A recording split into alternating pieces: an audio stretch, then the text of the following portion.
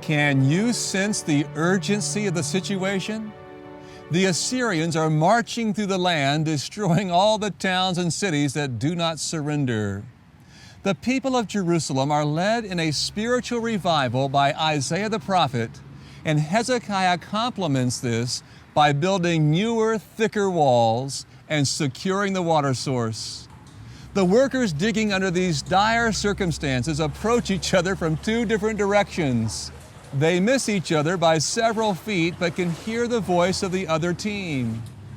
They break through the rock, connecting the two sections of the tunnel, and the water flows freely into the city. Now, the location of the spring can be blocked outside of the city, and the water source is secure. The Assyrians were unable to conquer Jerusalem, and the city continued to grow.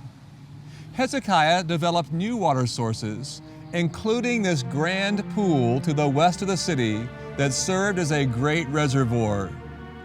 He also built a dam across this shallow valley just north of the temple to collect the runoff from the winter rains. In the 2nd century BC, a second giant reservoir was constructed here on the south side of the dam to increase the water supply for the expanding needs of the temple.